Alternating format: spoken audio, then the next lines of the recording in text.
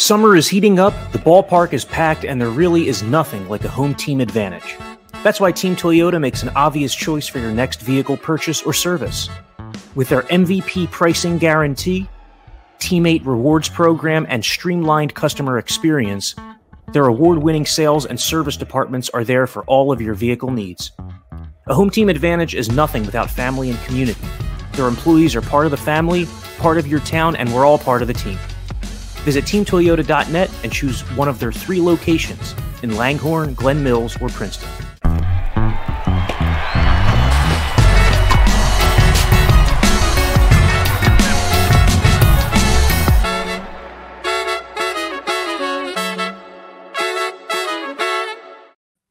Thanks for listening to or watching the Phillies Talk Podcast. I'm Corey Seidman. He is Ben Davis, the Phillies color commentator, and we're here to talk about this red-hot Phillies team, Ben. The bats are just rolling as this month of August comes to a close. Phillies winning 7 of their last 9 entering the middle game against the Angels, scoring more than 7 runs a game over their last 11. To me, what sticks out the most is that this is our first look at how productive the Phillies lineup can be when all 3 of Schwarber, Turner, and Harper are hot, because all 3 of them are producing more from a power perspective than they have all year. And you just see how it's carrying the offense. Yeah, it's really 1 through 9. I haven't seen a lineup with this kind of length in quite a while. Obviously, the guys are getting it done at the top of the lineup, and Schwarber has been just amazing in recent weeks. Turner has turned it on unbelievably well. He's beaten you in all different kinds of ways, and Harper is just, he's just being Bryce Harper. But the bottom of this lineup is extremely well, hitting great as well. This is something that I think can carry over. These guys are feeding off each other. They cannot wait to get to that into the batter's box, but it's the approach that I see, Corey. The approach is so stinking good. The 2-strike approach is better. The situational hitting is way better. The runners in scoring position is way better. They just really are clicking on all cylinders and, again, feeding off each other. With Trey Turner, this is now the last 3 weeks that he's been rolling. His last 21 games hitting .361 and on base of .400. He's been doing it with power, 15 extra base hits in those 21 games. Do you think he's at a point now where he put the first 4 months of the season behind him and he's just kind of in a different place physically, mentally? I mean, what have you seen from him these last few weeks? I think he's definitely a different place mentally. I think for the most part, it was between his ears when he was kind of going through the doldrums of the season. He has picked it up in a big way. The chase percentage is way down. He's hitting breaking balls way better. He's on fastballs. He's driving baseballs. He's hitting to all fields. He's not just, hitting singles to right field. He's staying behind balls and hitting doubles in the right center field gap or off the wall. He just has turned the corner. And again, this is a guy that, they gave 11 years, $300 million to. They expected, return on investment. They weren't getting that in the first couple, I'd say 3.5, 4 months, but now they're getting it. And you're showing why he is such a special player, one of the most dynamic players in all of baseball, and how many different ways he can beat you. We've seen his defense improve dramatically. Some of the plays, some of the heads-up baseball instinct plays that he has made with his double play partner, Bryson Stott, is off the charts. And these two are getting along extremely well defensively. But I think Trey Turner, he turned the corner. And I think it is between the ears with him. And there's nothing that he cannot do on the baseball field right now. Yeah, Turner also got the Phillies out of a jam with a great defensive play, got Taijuan Walker out of a jam. Who knows how the first game of that Phillies-Angels series would have turned out if that play isn't made, if that inning is extended, if more runs are pushed across. That was a welcome sign because he did have his moments defensively early in the season where things weren't going well. But it's been a big turnaround for Trey Turner in the month of August. And with Bryce Harper, there were points this season after he came back that I was wondering, are we going to see the MVP version of Bryce Harper offensively in year 1 back from Tommy John surgery, just given the unusual offseason he had, the fact that he had a different ramp-up period of the season. You'll remember that when he came back, he was hitting the ball hard, but he wasn't getting a lot of loft on it consistently. But this month of August, he has looked like the MVP version of Bryce Harper, slugging about .750, multiple hits, it seems like every night, taking his walks. This has been a massive turnaround for Harper, and the Phillies really need it here going into the final month. They seem to be in a lot of different pockets of the lineup, to your point, hitting their stride at a good time. Yeah, and I think it does start with Bryce Harper. He's getting the ball in the air a lot more. He's being more selective in the strike zone. He's not just swinging at a strike. He's swinging at the pitch that he wants to hit. Obviously, until he gets to 2 strikes, then he's got to protect a little bit. but the chase percentage is not there early in counts. He's getting good pitches. He's not trying to do too much with it. But he's a guy that I think everyone kind of feeds off in the lineup. They always kind of look to Bryce Harper. What's Bryce doing? What's Bryce doing? What's Bryce doing? And he's taking his game to a different level. I just think it's funny. And I will say, not to brag, Corey Simon, not to brag, but everyone asks you, where did his power go? What happened to Bryce Harper? You can't hit the ball out anymore. I said, relax. He will be fine. It's just one of those things. He's going through a dead period. He's not getting the ball in the air a whole lot. He'll be fine. And boy, is he fine right now. It's to all fields. It's extra base hits. You said he's taking his walks, which he is doing. He's playing, I think, a decent first base as well. So he's doing it on all areas. And Al, silly of us to doubt Bryce Harper. Yeah. Well, Rob Thompson made a comment last week when he was asked about the bottom of the order, saying that earlier in the season, when the Phillies' big name players weren't themselves yet, those guys really carried the offense. And it was true. You remember Brandon Marsh was in the conversation for player of the month in April. Alec Boehm, Bryson Stott got off to hot starts. Marsh in particular, though, I mean, we're here approaching September. Marsh is second on the team in OPS to Harper. I mean, he's done it consistently. He's gotten on base. He's hit for occasional power. He's had his low points, but he's been able to snap out of them. And particularly since coming back from the injured list when he missed 2 weeks with a knee injury, he has been locked in. And it just makes such a difference at the bottom of the lineup when he's taking pitches, when he's getting on base.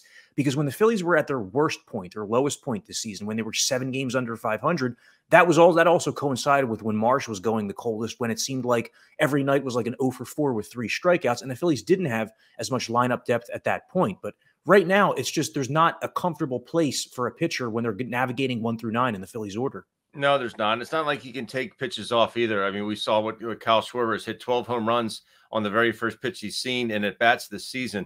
You got to make sure you get your butt in the seat here at Citizens Bank Park. Otherwise, you might miss something great. But you're right. Brandon Marsh has been great. I mean, going into the second game against the Angels in this series, he's hitting 291. This is not a fluke. He's hitting lefties well. He's using the opposite field extremely well. He's been way better with 2 strikes.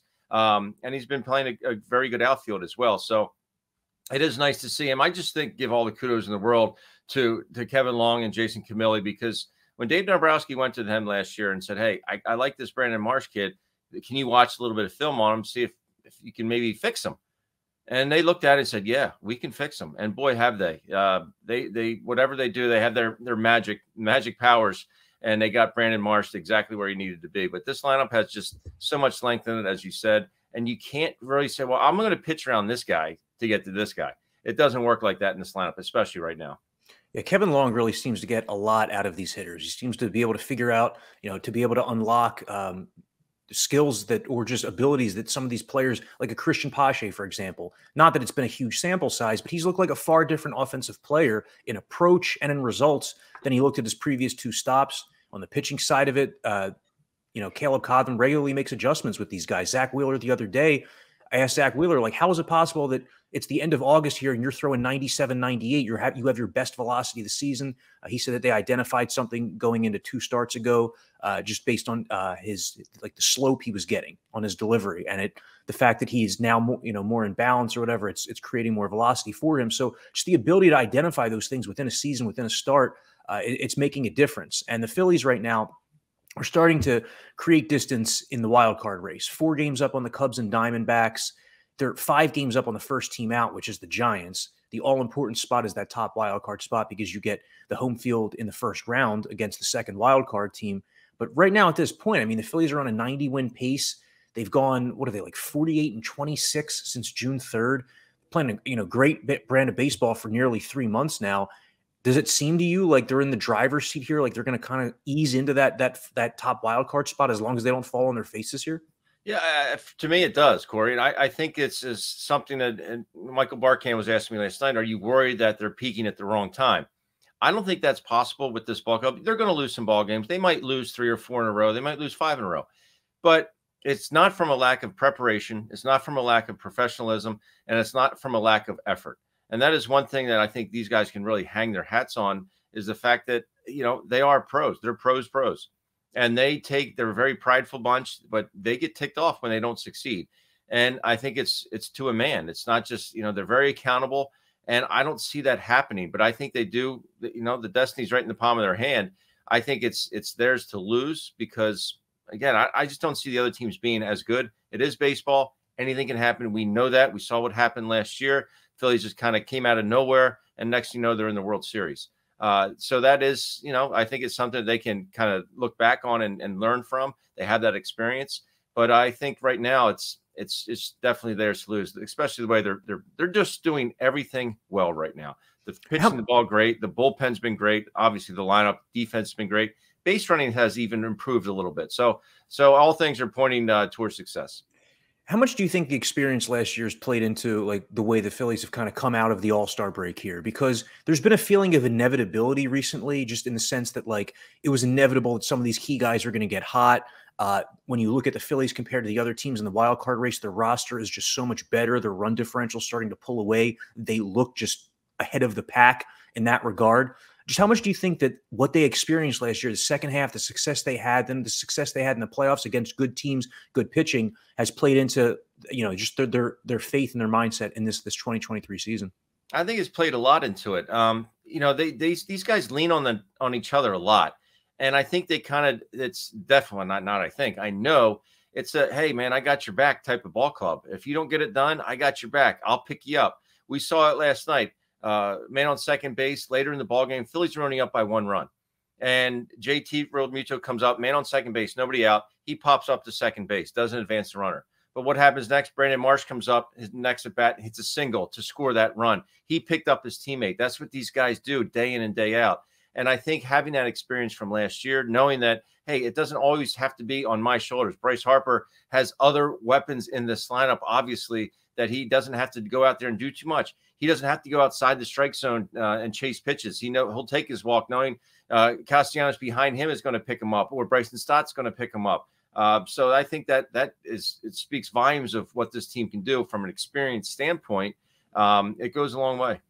Yeah, a lot of promising signs during this run. The 2-out hits, the late runs. The Phillies 79 runs in their last 11 games. About half of those have come in the 7th inning or later, which is a big deal. I mean, the ability to get to the back ends of bullpens.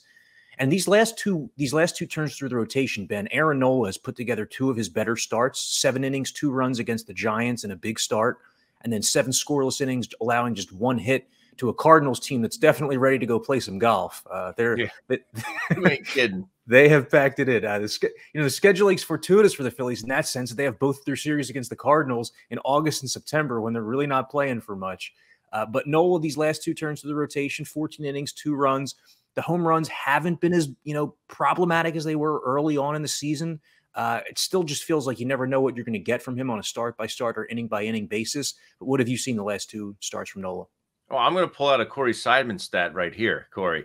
So his last start, he had pretty much averaged, he was at 28.7% four-seam fastball usage throughout the course of the season.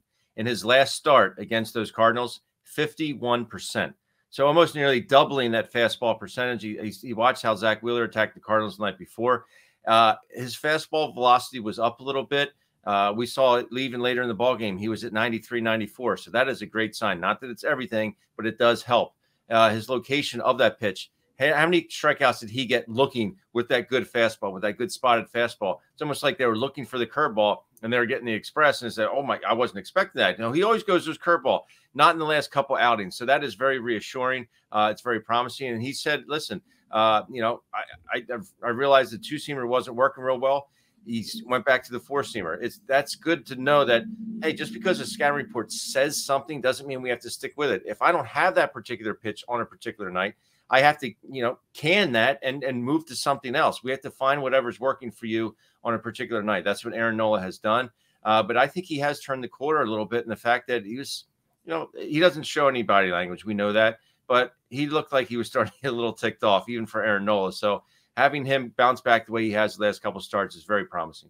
Yeah, it's important for him individually too to try to, make some more money entering his free agent year. The Phillies look like they might have Ranger Suarez returning on Sunday to pitch against the Brewers. That would be a big return. He's been on the IL with a hamstring strain, a minor hamstring injury, but that might again then create a little bit of a 6-man rotation for a little while. Who knows? That's kind of to be determined. But based on the fact that the Phillies, have distance in that race. And based on the fact that they have 6 capable starters, they might be able to go into a playoff series in a lot better shape, even better shape than last year when they clinched a few days early, when they had the idea that they were going to make it a little bit earlier than the last day, were able to kind of set things up. But really going into that first round, you might be able to give guys a few extra days, leading into the playoffs. You might be able to skip someone entirely in mid-September, depending on how things shake out. Those kinds of things could be really big. Also in the bullpen, where we've been talking all season about the number of appearances for Gregory Soto and Craig Kimbrell in particular. Yeah, if you have that opportunity to give these guys a day or two, I think it can only help them. I'm typically against the 6-man rotation. I think they should get the ball every 5th day at the latest. But I think with a couple guys, I think we've seen it help them. We saw it with Zach Wheeler last year. He had his best game, best stuff-wise that I saw all year last year in Game 6 in that World Series. He was phenomenal because he had extra days rest. I think it only helped Taijuan Walker. We saw him pitch last night. The velocity was down a little bit more. With Aaron Nola, he's going to do well. And Christopher Sanchez has been a godsend in that. I mean, in 12 of his 13 starts, he's given up 3 runs or less. I mean, that's from a guy that you just weren't expecting a whole lot from, and a guy that is notorious for walking the ballpark. He hasn't done that. He's been in the strike zone. So definitely, like you said, some options there for Rob Thompson, Caleb Cotham, and the fact that, hey, we don't have to burn these guys out. We can give them a breather if they do start to distance themselves a little bit more in this wild card race. What do you think of Sanchez moving forward? Because this has turned from like a good story in the sense that, okay, now they have the 5th starter spot solved, to how good can this guy actually be? I mean, he hasn't just like conquered the control problem so far that he had in the minor leagues. He's had some of the best control in all of baseball since the day he was called up. In fact, he has the 3rd lowest walk rate in all of Major League Baseball since June 17th when he was brought back. And it's made a humongous difference for him. And I don't know, he's looked like more than a number 5 starter. He seems like he's put himself in position to be a Phillies rotation mainstay for years to come if he can keep doing this. Yeah, and he's learning on the fly. He definitely looks more comfortable out there. We've heard Rob Thompson say, he's kind of now always looking over his shoulder like he's got a little bit more rope to work with. And, he's that confidence is gaining. Every inning he pitches, he seems to be more confident. He's making changes on the run as well. His last start didn't have the best fastball command. He started throwing that changeup. I mean, he could have told the guys, the Giants, that it was coming and they wouldn't have hit it. So that's a great sign. But he is saying he's very competitive in the strike zone. He's got a very good 2-seamer that he can throw to both sides of the plate. The slider, I think, has improved. Still, his bread and butter is that changeup, and that pitch just gets better as the games go on. So it's definitely something they have some versatility there with Christopher Sanchez. Going into the playoffs, maybe he doesn't start a game. Maybe he's more of a long relief guy. If one of the starters happens to falter early, there is some flexibility there for Rob Thompson. But I mean, where would they be without Sanchez right now? He has kept them in ball games. I know the wins aren't up there because he hasn't got a whole lot of run support, but man, he's been a godsend. So which of these wild card teams do you think would present the Phillies the biggest challenge in that best of 3 series? Right now you're looking at like the Cubs and the Diamondbacks in the 2 and 3 spots, with the Giants and Reds just behind them. And the Marlins have really faded, 13 and 26 since the All-Star break. They're now only a game over 500. Well, I'm probably overly confident in saying this, Corey, but I think the Diamondbacks are the only real threat in the wild card to them. Their pitching staff is legit, and they can sling the baseball. And that's the one thing, you always hear the old adage, good pitching stops good hitting. And the Diamondbacks have some excellent arms, especially as starters. So if anyone can keep this lineup down, it would be possibly them. Now, the Cubs, they've been playing, way above what I thought they would be playing this year. Bellinger's been hot. Some other guys in this lineup are getting the job done.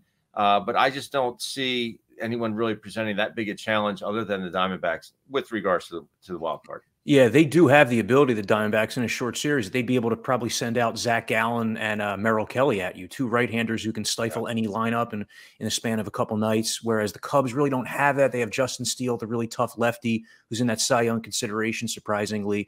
But there's not like a real number 2 behind him with Marcus Stroman on the injured list right now. But yeah, like I mentioned, though, the Phillies roster is just so much better than those other teams. If they were in a different division, this might have been a whole different conversation we were having this season. But the Braves have just been on another planet. I mean, it seems like everybody in that lineup I look at has 30 homers or is hitting 300 or both.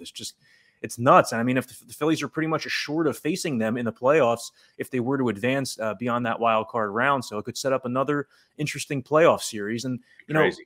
In regard to the Braves, though, the Phillies have to feel confident against them, even beyond the fact that they eliminated them last year. They've played them pretty much 500 the last handful of seasons as Atlanta has ripped off all these 100-win years. Yeah, they have a great ball club. Ronald Acuna Jr. probably be the National League MVP. Olson's hitting, seemingly 3 home runs every night. They're getting a lot of production. This is a lineup. As of last week, I think they said there was the highest OPS since the 27 Yankees. Whenever we reference great offenses, we always say the 27 Yankees. Well, they had the same OPS as of a week ago as the 27 Yankees, which is unfathomable to me because of Murderers Row and what they were able to do back in the late 20s. But, this is a team that I don't think the Phillies really fear. I think they went and dominated them last year. And I think that's going to be in the back of the Braves' mind if it comes to that. Again, this is baseball. You never know what could happen. But I think the Phillies will gladly cross that bridge when they get there. And they have 7 games with the Braves in the final month, 4 at home, September 11th through 13, and then 3 the following week. That's pretty much the only team with a winning record they're going to face in the final month, because after they finish with the Brewers, September 1, 2, 3, it's a lot of teams with losing records. You have 7 against the Mets, 3 with the Pirates to end the season. Those are teams that were, eliminated quite a while ago. So schedule playing into the Phillies' favor as they continue to create separation in that wild card race. Thanks a lot for listening to this Phillies Talk podcast. He's Ben Davis. I'm Corey Simon. We'll catch you later.